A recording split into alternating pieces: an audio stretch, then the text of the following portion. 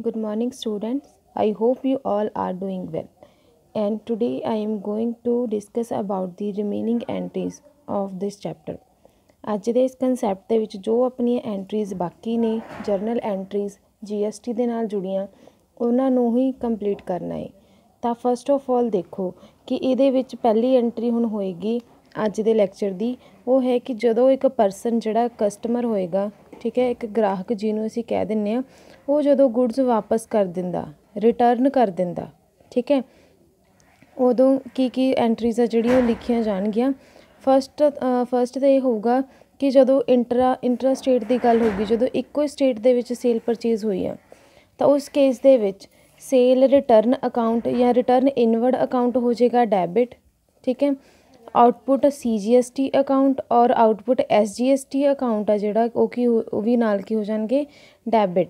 ਇਹਦੇ ਵਿੱਚ ਕਸਟਮਰ ਨੇ ਗੁਡਸ ਵਾਪਸ ਕਰਤੀਆਂ, ਕਸਟਮਰ ਨੇ ਗੁਡਸ ਸੈਂਡ ਕਰਤੀਆਂ, ਕ੍ਰੈਡਿਟ ਕਰਤੀਆਂ, ਠੀਕ ਹੈ, ਔਰ ਉਹ ਗੁਡਸ ਜਿਹੜੀਆਂ ਮਿਲ ਕਿਹਨੂੰ ਰਹੀਆਂ ਏ, ਉਹ ਜਿਹੜੇ ਪਰਸਨ ਨੇ ਸੇਲ ਕੀਤੀ ਸੀ, ਠੀਕ ਹੈ।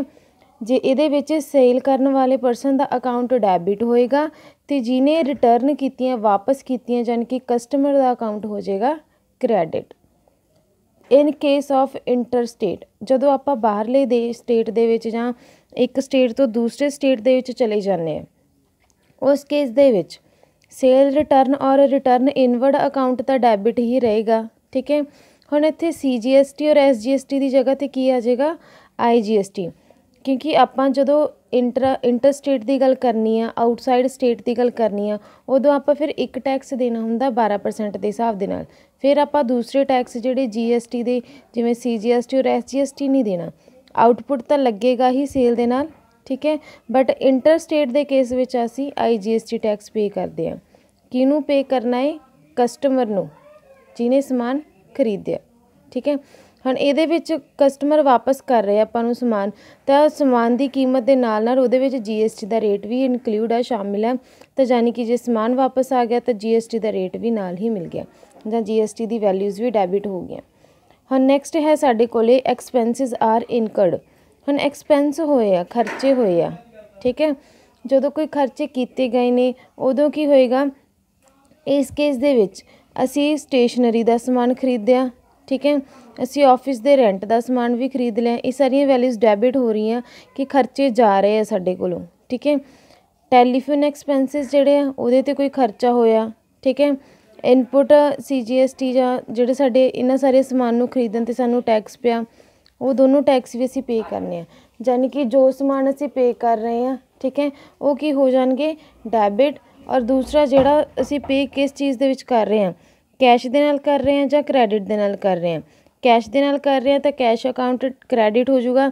ਜੇ ਅਸੀਂ ਬਾਏ ਬੈਂਕ ਕਰ ਰਹੇ ਹਾਂ, ਬੈਂਕ ਦੀ ਹੈਲਪ ਦੇ ਨਾਲ ਜਾਂ ਕ੍ਰੈਡਿਟ ਵੈਲਿਊਜ਼ ਟ੍ਰਾਂਸਫਰ ਕਰ ਰਹੇ ਹਾਂ, ਠੀਕ ਹੈ, ਦੈਨ ਕੀ ਹੋ ਜਾਏਗਾ ਟੂ ਬੈਂਕ ਅਕਾਊਂਟ।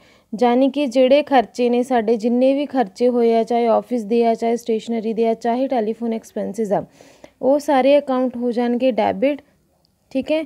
ਔਰ ਜਿਹੜੇ ਜਿਸ ਰੂਪ ਦੇ ਵਿੱਚ ਅਸੀਂ ਕਰ ਰਹੇ ਹਾਂ, ਕੈਸ਼ ਦੇ ਵਿੱਚ ਅਸੀਂ ਪੇ ਕਰ ਰਹੇ ਹਾਂ। ਇੱਥੇ ਕਹਿਣ ਦਾ ਮੀਨਿੰਗ ਇਹ ਆ ਕਿ ਡੈਬਿਟ ਦਾ ਰਿਸੀਵਰ, ਕ੍ਰੈਡਿਟ ਦਾ ਗਿਵਰ।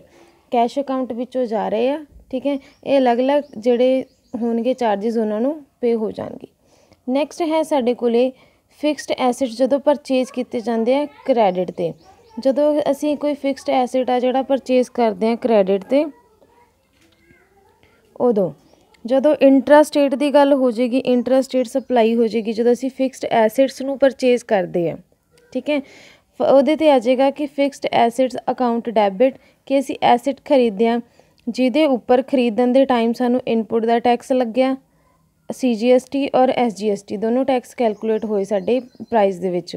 ਯਾਨੀ ਕਿ ਐਸਿਡ ਦੇ ਪ੍ਰਾਈਸ ਦੇ ਨਾਲ ਨਾਲ GST ਦੇ ਰੇਟ ਇਨਕਲੂਡ ਆ, ਸ਼ਾਮਿਲ ਨੇ। ਅਤੇ ਉਹ ਟੈਕਸ ਅਸੀਂ ਦੇਣੇ ਕਿਹਨੂੰ ਆ, ਇੱਕ ਮਾਲਿਕ ਨੂੰ ਦੇਣੇ ਆ। ਵੈਂਡਰ ਦਾ ਮਤਲਬ ਹੁੰਦਾ ਕਿ ਜਿਹੜਾ ਪਰਸਨ ਸਮਾਨ ਸੇਲ ਕਰ ਰਿਹਾ, ਵੇਚ ਰਿਹਾ, ਠੀਕ ਹੈ। ਤਾਂ ਇਸ ਕੇਸ ਦੇ ਵਿੱਚ ਫਿਕਸਡ ਐਸਿਡ ਅਕਾਊਂਟ ਡੈਬਿਟ ਨਾਲ input CGST account debit, input SGST account debit ਔਰ ਵੈਂਡਰ ਯਾਨੀ ਕਿ ਜਿਹੜੇ ਪਰਸਨ ਨੇ ਸਮਾਨ ਨੂੰ ਸੇਲ ਕੀਤਾ ਉਹਦਾ ਅਕਾਊਂਟ ਕ੍ਰੈਡਿਟ। ਨੈਕਸਟ ਐਂਟਰੀ ਹੈ ਇੰਟਰ ਸਟੇਟ ਸਪਲਾਈ।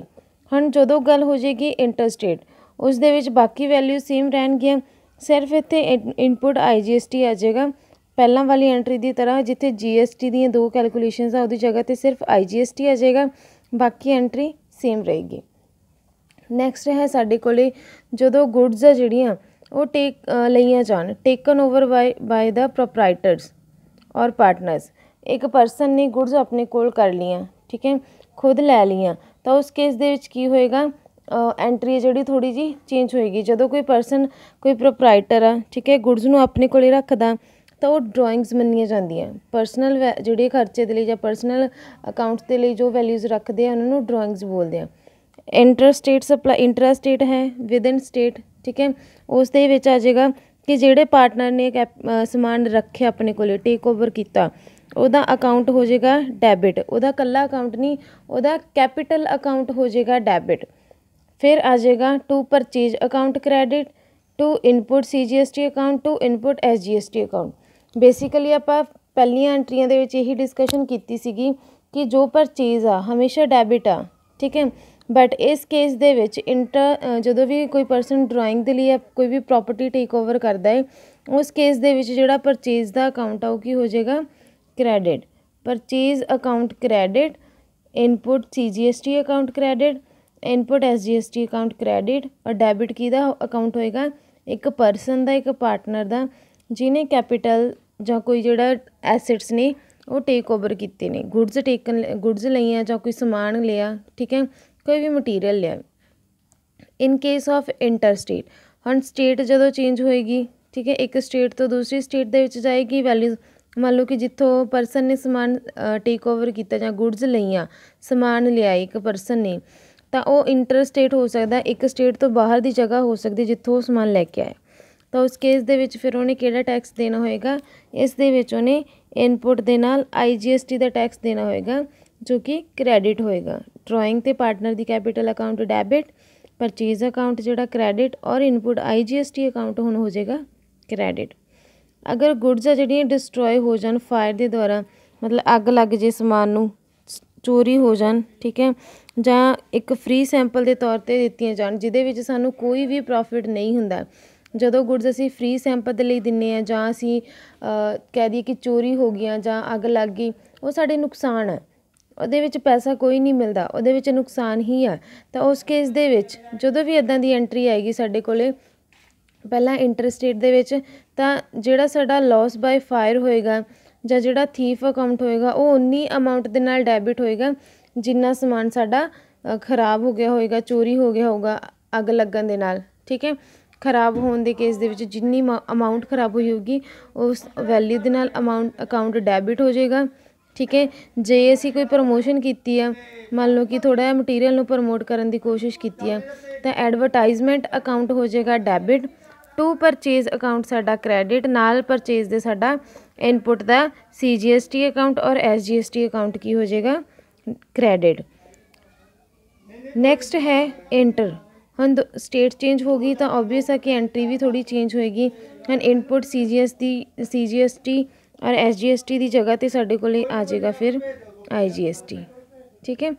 ਵੈਲਿਊ ਸਾਰੀਆਂ ਤੁਸੀਂ ਯਾਦ ਕਰਨੀਆਂ ਹੋਣਗੀਆਂ GST ਦੀ ਐਂਟਰੀਜ਼ ਨੂੰ, ਕਿ ਕਿਸ ਤਰੀਕੇ ਨਾਲ ਹਰੇਕ ਟਾਈਮ ਦੇ ਵਿੱਚ ਕਿਹੜੀ ਐਂਟਰੀ ਨੂੰ ਲਿਖਿਆ ਜਾਂਦਾ, ਕਦੋਂ ਕਿਹੜੀ ਐਂਟਰੀ ਆਉਣੀ ਆ, ਠੀਕ ਹੈ। ਇਹ ਐਂਟਰੀਜ਼ ਨੂੰ ਤੁਸੀਂ ਐਜ਼ ਇਟ ਇਜ਼ ਹੀ ਯਾਦ ਕਰਨਾ ਹੈ। ਇਸ ਤੋਂ ਬਾਅਦ ਹੈ ਇਨਪੁਟ ਜਿਹੜਾ GST ਹੋਊਗਾ ਉਹਨੂੰ ਕਿਸ ਤਰੀਕੇ ਨਾਲ ਜਿਹੜਾ ਆਊਟਪੁੱਟ ਦੇ ਨਾਲ ਸੈਟਅਪ ਕੀਤਾ ਜਾਂਦਾ। ਵੀ ਕਈ ਵਾਰ ਇਹ ਹੁੰਦਾ ਕਿ ਇੱਕ ਪਰਸਨ ਮਟੀਰੀਅਲ ਖਰੀਦ ਵੀ ਰਿਹਾ ਹੈ, ਉਸੇ ਜਗ੍ਹਾ 'ਤੇ ਉਹ ਮਟੀਰੀਅਲ ਨੂੰ ਸੇਲ ਵੀ ਕਰ ਰਿਹਾ, ਤਾਂ ਉਸ ਚੀਜ਼ ਦੀ ਥੋੜ੍ਹੀ ਜਿਹੀ ਆਪਸ ਦੇ ਵਿੱਚ ਹੀ ਉਹ ਸੈਟਅਪ ਕਰ ਲੈਣਗੇ ਵੈਲਿਊਜ਼ ਨੂੰ, ਕਿ ਇਨਪੁਟ ਆ ਜਿਹੜਾ ਅਗੇਨ ਆਊਟਪੁੱਟ ਦੇ ਹੀ ਉਹ ਕਲੀਅਰ ਕਰ ਲੈਣਗੇ। ਉਹ ਦੇਖੋ ਕਿਸ ਤਰੀਕੇ ਨਾਲ। ਫਸਟ ਆਫ ਆਲ ਦੇਖੋ ਕਿ ਜਦੋਂ ਗੁੱਡਸ ਐਂਡ ਸਰਵਿਸ ਟੈਕਸ ਨੂੰ ਅਸੀਂ ਇਨਪੁਟ ਦੇ ਅਗੇਨ ਸੈਟਅਪ ਕਰਨਾ। ਹੁਣ ਬੇਸਿਕਲੀ ਜਿਹੜਾ ਇਨਪੁਟ GST ਆ ਉਹ ਇੱਕ ਕੋਸਟ ਨਹੀਂ ਹੈ ਪਰਚੇਜ਼ਰ ਦੇ ਲਈ, ਜੋ ਸਮਾਨ ਨੂੰ ਖਰੀਦ ਰਿਹਾ ਉਹਦੇ ਲਈ ਇੱਕ ਖਰਚਾ ਨਹੀਂ ਹੈ, ਪਰ ਇੱਕ ਐਸੇਟ ਆ, ਠੀਕ ਹੈ, ਇੱਕ ਜ਼ਰੀਆ ਹੈ ਇਨਕਮ ਦਾ। ਕਿਉਂਕਿ ਜੋ ਸਮਾਨ ਖਰੀਦੂਗਾ ਤਾਂ ਉਹ ਸਮਾਨ ਨੂੰ ਖਰੀਦ ਕੇ ਕੁਛ ਉਹਦੇ ਵਿੱਚ ਚੇਂਜ ਕਰਕੇ ਜਦੋਂ ਉਹਨੂੰ ਜ਼ਿਆਦਾ ਰੇਟ ਦੇ ਵਿੱਚ ਸੇਲ ਕਰੂਗਾ ਤਾਂ ਉਹਦਾ ਇੱਕ ਆਮਦਨ ਦਾ ਜ਼ਰੀਆ ਬਣ ਜਾਏਗਾ, ਐਸੇਟ ਬਣ ਜਾਏਗਾ, ਠੀਕ ਹੈ। ਤਾਂ ਇਸ 'ਤੇ ਉਸੇ ਤਰ੍ਹਾਂ ਹੀ ਜਿਹੜਾ GST ਆ ਉਹ ਵੀ ਇੱਕ ਤਰ੍ਹਾਂ ਦੀ ਇਨਕਮ ਨਹੀਂ ਹੁੰਦੀ ਸੇਲ ਕਰਨ ਵਾਲੇ ਪਰਸਨ ਦੇ ਲਈ, ਉਹ ਇੱਕ ਲਾਇਬਿਲਟੀ ਹੁੰਦੀ ਹੈ। ਕਿਉਂਕਿ GST ਦੀ ਜਿੰਨੀ ਵੀ ਵੈਲਿਊ ਆ ਉਹ ਜਾਣੀ ਕਿਹਨੂੰ ਆ, ਉਹ ਗੌਰਮੈਂਟ ਨੂੰ ਜਾਣੀ ਆ, ਉਹ ਗੌਰਮੈਂਟਸ ਨੂੰ ਹੀ ਪੇ ਕੀਤੀਆਂ ਜਾਂਦੀਆਂ। ਤਾਂ ਉਹ ਇਨਕਮ ਨਹੀਂ ਹੁੰਦੀ ਕਿਸੇ ਵੀ ਸੈਲਰ ਦੀ, ਉਹ ਸਿਰਫ ਇੱਕ ਜ਼ਿੰਮੇਵਾਰੀ ਹੁੰਦੀ ਹੈ ਜੋ ਉਹਨੇ ਆਪਣੀ ਜ਼ਿੰਮੇਵਾਰੀ ਕੰਪਲੀਟ ਕਰਨੀ ਹੁੰਦੀ ਹੈ ਗੁਡਸ ਨੂੰ ਸੇਲ ਕਰਨ ਦੇ ਟਾਈਮ। ਹੁਣ ਕਈ ਕੇਸਿਸ ਇੱਦਾਂ ਦੇ ਹੁੰਦੇ ਆ ਜਿਹਦੇ ਵਿੱਚ GST ਨੂੰ ਅਸੀਂ CGST ਔਰ SGST ਨੂੰ, ਜਾਂ ਜਿਵੇਂ ਆਪਾਂ ਕਹਿ ਦਿੰਦੇ ਇਨਪੁਟ ਟੈਕਸ ਨੂੰ ਆਊਟਪੁੱਟ ਦੇ ਨਾਲ ਕੰਪੇਅਰ ਨਹੀਂ ਕੀਤਾ ਜਾ ਸਕਦਾ ਜਾਂ ਸੈਟ ਆਫ ਨਹੀਂ ਕੀਤਾ ਜਾ ਸਕਦਾ। ਜਿਵੇਂ ਫੂਡ ਐਂਡ ਬੀਵਰੇਜਿਸ, ਠੀਕ ਹੈ, ਫੂਡ ਡਰਿੰਕ ਵਗੈਰਾ ਕਹਿ ਸਕਦੇ ਹਾਂ, ਇਹਨਾਂ ਦੇ ਜਿਹੜੇ ਐਕਸਪੈਂਸਿਸ ਹੋਣਗੇ ਉਹਨਾਂ ਨੂੰ ਅਸੀਂ ਨਹੀਂ ਕਵਰ ਕਰ ਸਕਦੇ। ਇਨਪੁੱਟ ਜਿਹੜੇ ਇੱਦਾਂ ਦੇ ਮਟੀਰੀਅਲਸ ਹੋਣਗੇ ਉਹਨਾਂ ਨੂੰ ਆਊਟਪੁੱਟ ਦੇ ਨਾਲ ਸੈਟ ਆਫ ਨਹੀਂ ਕਰ ਸਕਦੇ। ਰੀਜ਼ਨ ਇਹ ਹੈ ਕਿ ਇਹ ਜਿਹੜੀਆਂ ਗੁਡਸ ਹੋਣਗੀਆਂ ਇਹ ਪਰਸਨਲ ਯੂਜ਼ ਦੀਆਂ ਹੋਣਗੀਆਂ, ਪਰਸਨਲ ਯੂਜ਼ ਦੀਆਂ ਗੁਡਸ ਹੋਣ ਕਰਕੇ ਅਸੀਂ ਇਹਨਾਂ ਨੂੰ ਨੈਕਸਟ ਸੈਟਅਪ ਨਹੀਂ ਕਰ ਸਕਦੇ। ਦੂਸਰੀ ਤਰਫ ਅਗਰ ਅਸੀਂ ਸੋਚੀਏ ਵੀ ਕਿਹੜੀਆਂ ਸਾਈਡ ਇਹਨਾਂ ਨੂੰ ਸੈਟਅਪ ਕੀਤਾ ਜਾ ਸਕਦਾ, ਵੀ ਇਨਪੁੱਟ ਜਿਹੜਾ ਟੈਕਸ ਅਸੀਂ ਲਿਆਏ ਫਿਰ ਉਹਨੂੰ ਵਾਪਸ ਅਸੀਂ ਪੇ ਕਰ ਸਕਦੇ ਹਾਂ, ਉਹ ਰਿਵਰਸ ਕ੍ਰੈਡਿਟ ਹੋ ਜਾਂਦੇ ਆ, ਵਾਪਸ ਭੇਜੇ ਜਾਂਦੇ ਆ। ਇਹ ਸਿਰਫ ਉਸੇ ਕੇਸ ਦੇ ਵਿੱਚ ਹੁੰਦਾ ਜਦੋਂ ਅਸੀਂ ਸਮਾਨ ਨੂੰ ਵਾਪਸ ਕਰਨਾ ਹੈ। ਰਿਵਰਸ ਕਿਵੇਂ ਹੋ ਜਾਂਦਾ ਕਿ ਪਹਿਲਾਂ ਤਾਂ ਵੈਲਿਊ ਸਾਨੂੰ ਡੈਬਿਟ ਹੋਈ ਸੀ, ਉਸ ਤੋਂ ਬਾਅਦ ਵੈਲਿਊ ਸਾਨੂੰ ਕੀ ਹੋ ਜੂਗੀ, ਕ੍ਰੈਡਿਟ ਹੋ ਜੂਗੀ। ਜਦੋਂ ਕਿਸੇ ਪਰਸਨ ਨੇ ਸਮਾਨ ਵਾਪਸ ਕਰਤਾ ਤਾਂ ਸਮਾਨ ਦੇ ਨਾਲ ਨਾਲ GST ਦੀ ਵੈਲਿਊ ਵੀ ਸਾਨੂੰ ਵਾਪਸ ਹੋ ਗਈ। ਉਸੇ ਤਰੀਕੇ ਨਾਲ ਜਿਵੇਂ ਹੁਣ ਅਸੀਂ ਇਨਪੁੱਟ ਪਹਿਲਾਂ ਡੈਬਿਟ ਹੋ ਗਿਆ ਸੀਗਾ ਤਾਂ ਫਿਰ ਜਿਹੜਾ ਇਨਪੁੱਟ ਦਾ ਜਿਹੜਾ ਰੇਟ ਹੋਏਗਾ ਜਾਂ ਵੈਲਿਊ ਹੋਊਗੀ ਉਹ ਰਿਵਰਸ ਹੋ ਜਾਏਗੀ, ਹੁਣ ਉਹ ਕ੍ਰੈਡਿਟ ਹੋ ਜਾਏਗੀ ਜਦੋਂ ਕੋਈ ਵੀ ਸਮਾਨ ਜਿਹੜਾ ਉਹ ਰਿਟਰਨ ਹੋਏਗਾ, ਠੀਕ ਹੈ। ਜਾਂ ਕੋਈ ਸੈਂਪਲ ਦੇ ਲਈ ਚੀਜ਼ਾਂ ਜਿਹੜੀਆਂ ਗਈਆਂ ਹੋਣਗੀਆਂ, ਚੈਰਿਟੀ ਵਗੈਰਾ ਦੇ ਲਈ ਗਈਆਂ ਹੋਣਗੀਆਂ, ਇਹ ਸਾਰੀਆਂ ਚੀਜ਼ਾਂ ਕੀ ਹੈ, ਇਹ ਫ੍ਰੀ ਦੇ ਲਈ ਦਿੱਤੀਆਂ ਜਾਂਦੀਆਂ। ਤਾਂ ਇਹ ਸਾਰੀਆਂ ਚੀਜ਼ਾਂ ਜਿਹੜੀਆਂ ਉਹ ਫ੍ਰੀ ਦੇ ਵਿੱਚ ਹੋਣ ਕਰਕੇ ਜਿਹੜੀਆਂ ਇਨਪੁੱਟ ਦੇ ਨਾਲ ਆਊਟਪੁੱਟ ਨੂੰ ਅਸੀਂ ਸੈਟਅਪ ਕਰ ਸਕਦੇ ਹਾਂ। ਨੈਕਸਟ ਹੈ ਕੁਛ ਇੱਦਾਂ ਦੇ ਕੇਸਿਸ ਨੇ ਜਿਹਦੇ ਵਿੱਚ GST ਜਿਹੜਾ ਉਹ ਨਹੀਂ ਲਗਾਇਆ ਜਾਂਦਾ, GST ਦੀ ਕੈਲਕੂਲੇਸ਼ਨ ਨਹੀਂ ਕੀਤੀ ਜਾਂਦੀ। ਉਹ ਕਿਹੜੀਆਂ ਵੈਲਿਊਜ਼ ਨੇ, ਜਿਵੇਂ ਅਸੀਂ ਕਹਿ ਸਕਦੇ ਹਾਂ ਵੇਜਿਸ ਵਗੈਰਾ ਦੇਣੀਆਂ, ਸੈਲਰੀਜ਼ ਦੇਣੀਆਂ ਆਪਣੇ ਵਰਕਰਸ ਨੂੰ, ਠੀਕ ਹੈ, ਇਲੈਕਟ੍ਰੀਸਿਟੀ ਦਾ ਬਿੱਲ ਵਗੈਰਾ ਚਾਰਜ ਕਰਨਾ ਕਿਸੇ ਕੰਪਨੀ ਨੇ, ਐਜੂਕੇਸ਼ਨ ਦੇ ਚਾਰਜਿਸ ਹੋਣਗੇ, ਇਹਨਾਂ ਸਾਰੀਆਂ ਚੀਜ਼ਾਂ 'ਤੇ ਅਸੀਂ ਟੈਕਸ ਨਹੀਂ ਦੇਣਾ ਹੁੰਦਾ। GST ਜਿਹੜਾ ਇਹਨਾਂ ਚੀਜ਼ਾਂ 'ਤੇ ਨਹੀਂ ਕੈਲਕੂਲੇਟ ਕੀਤਾ ਜਾਂਦਾ। ਨੈਕਸਟ ਹੈ GST ਦੀ ਸੈਟਿੰਗ ਦੀਆਂ ਕੁਛ ਆਪਣੇ ਕੋਲ ਐਗਜ਼ਾਮਪਲਸ ਕਿ ਕਿਸ ਤਰੀਕੇ ਨਾਲ ਅਸੀਂ ਸੈਟਿੰਗਸ ਕਰ ਸਕਦੇ ਹਾਂ। ਤਾਂ ਫਸਟ ਆਫ ਆਲ ਦੇਖੋ ਵੀ ਇਨਪੁੱਟ ਜਿਹੜਾ IGST ਹੈ ਇਹ ਇੱਕ ਤਰ੍ਹਾਂ ਦੀ ਫਸਟ ਪੇਮੈਂਟ ਜਿਹੜੀ ਹੋਏਗੀ IGST ਦੀ, ਠੀਕ ਹੈ। ਤਾਂ ਇਸ ਕੇਸ ਦੇ ਵਿੱਚ ਕੀ ਹੋਊਗਾ ਕਿ ਜਿਵੇਂ ਅਸੀਂ ਨੋਰਮਲੀ ਦੇਖ ਸਕਦੇ ਹਾਂ IGST ਨੂੰ ਅਸੀਂ ਸਿੰਪਲੀ ਜਿਵੇਂ ਹੁਣ IGST ਦੇ ਵਿੱਚ ਦੋਨੋਂ ਵੈਲਿਊਜ਼ ਸ਼ਾਮਿਲ ਹੁੰਦੀ ਹੈ, CGST ਔਰ SGST ਦੀ। ਤਾਂ IGST ਨੂੰ ਅਸੀਂ ਇਸ ਅਗੇਨ ਸੈਟਅਪ ਕਰ ਸਕਦੇ ਹਾਂ ਵੀ IGST ਦੀ ਜਿਹੜੀ ਪੇਮੈਂਟ ਆ ਜਾਂ ਵੈਲਿਊ ਆ ਉਹਦੇ ਵਿੱਚੋਂ ਅਸੀਂ CGST ਔਰ SGST ਦੇ ਚਾਰਜਿਸ ਜਿਹੜੇ ਪੇ ਕਰ ਸਕਦੇ ਹਾਂ। ਸੇਮ ਐਜ਼ GST ਜਿਹੜੀ ਸਾਡੇ ਕੋਲ ਬਾਕੀ ਨੇ CGST ਵਗੈਰਾ, ਉਹਨਾਂ ਦੋਨਾਂ ਨੂੰ ਜੋੜ ਕੇ ਅਸੀਂ IGST ਦੀ ਟੈਕਸ ਪੇਮੈਂਟ ਆ ਜਿਹੜੀ ਉਹ ਕਰ ਸਕਦੇ ਹਾਂ। ਨੈਕਸਟ ਹੈ ਜਿਹੜੀ ਸਾਡੇ ਕੋਲ ਫਸਟ ਪੇਮੈਂਟ ਹੋਏਗੀ SGST ਦੀ, ਉਹਦੀ ਹੈਲਪ ਦੇ ਨਾਲ ਅਸੀਂ IGST ਦੀ ਜਿਹੜੀ ਪੇਮੈਂਟ ਆ ਉਹ ਕਰ ਸਕਦੇ ਹਾਂ। ਯਾਨੀ ਕਿ ਇਹਨਾਂ ਦੋਨਾਂ ਨੂੰ ਕੰਬਾਈਨ ਕਰਕੇ IGST ਦੀ ਪੇਮੈਂਟ ਕੀਤੀ ਜਾਂਦੀ ਹੈ, ਇਹਨੂੰ ਡਿਵਾਈਡ ਕਰਕੇ 6% ਅਕੋਰਡਿੰਗ ਅਸੀਂ ਬਾਕੀਆਂ ਦੀ ਪੇਮੈਂਟ ਆ ਜਿਹੜੀ ਉਹ ਕਰ ਸਕਦੇ ਹਾਂ।